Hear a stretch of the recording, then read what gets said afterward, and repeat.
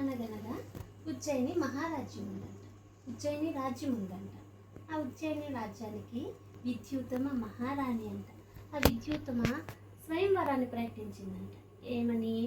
అత్యంత బలశాలితో కాదు, అత్యంత బుద్ధిశాలిని వివాహం చేసుకోవాలని చెప్పి రాజ్యంలో ఉన్న మేధావుల్ని, పండితుల్ని పిలిపించి స్వయంవరాన్ని ప్రకటించిందంట.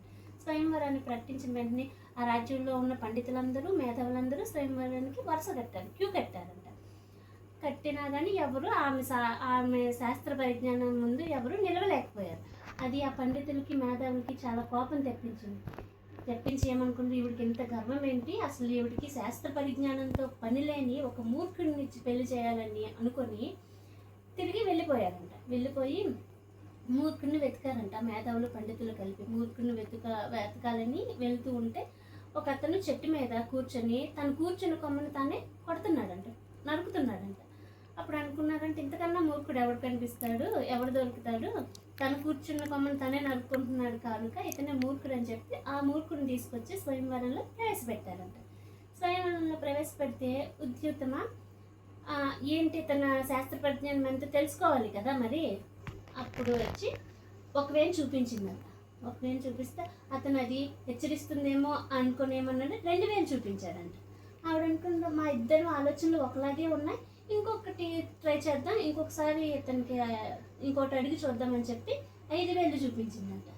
అతనేంటి అది కొడుతుందేమో అన్న విధంగా అతను అనుకొని పిడికిలు బిగించాడంట. అయితే వాళ్ళిద్దరు ఆలోచన వేరేగా ఉన్నా ఆవిడ అనుకుని మా ఇద్దరు ఆలోచన ఒకలాగే ఉన్నాయి, ఇతనికి శాస్త్ర పరిజ్ఞానం ఎక్కువ ఉంది కాబట్టి ఇతను వివాహం చేసుకుంటాను అని చెప్పి వివాహం చేసుకుందంట. వివాహం చేసుకున్నాక అసలు అర్థమైంది అతని బుర్రలో ఏమీ లేదు, అతను ఒక మూర్ఖుడు అని అర్థమైందంట. ఎవరికి? విద్యుత్తమకి. అలా అని రాజ్యం నుంచి పంపించేసింది. ఇతని బుర్రలో ఏమీ లేదు, నేను అనవసరంగా పెళ్లి చేసుకున్నానని రాజ్యం నుంచి పంపించేసిందంట. అప్పుడు ఆ మూర్ఖుడు ఏం చేశాడు, అసలు నా తప్పేముంది ఇందులో, వాళ్ళే పిలిచారు, వాళ్ళే నన్ను స్వయంవరంలో ప్రవేశపెట్టారు, ఆవిడే పెళ్లి చేసుకుంది, ఇందులో నా తప్పేముందని చెప్పి వెళ్తూ ఉంటే ఒక కాళికామాత అమ్మవారు కనిపించారంట. అమ్మవారి దగ్గరికి వెళ్ళి ఏడవడం మొదలుపెట్టి ప్రేయర్ చేయడం మొదలుపెట్టాడంట. ఏడుస్తూ అలాగ రోజులు గడుస్తూనే ఉన్నాయంట.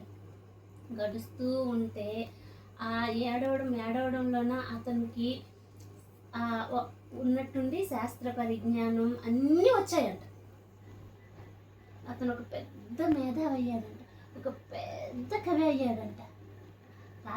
కాళికామాతని ప్రేయర్ చేయడం వల్ల అతన్ని కాళిదాసు అని పిలుస్తారంట. ఆ కవి ఒక పెద్ద మహాకవి కాళిదాసు గారు. తెలుసా? అతను చేసిన అవమానాన్ని అతను పునాదిగా వేసుకొని ఒక పెద్ద మహాకవిగా ఎదిగాడు. మోరల్ ఆఫ్ ద స్టోరీ ఏంటి? ఎవరైనా అవమానపరిస్తే దాన్ని మనం చెడుగా భావించగా, ఇంత చేశారు కాబట్టి వీళ్ళకి తగిన గుణపాఠం చెప్పాలని మనం మన విజయంతో వాళ్ళకి సమాధానం చెప్పాలి. ఓకేనా? ఎవరైనా అవమానిస్తే ఏం చేయాలి? కుంగిపోకుండా అక్కడే దాన్ని అణిచివేసేసి అంత గొప్పగా ఎదగాలి. ఎలాగా? కాళిదాసు లాగా. ఓకేనా?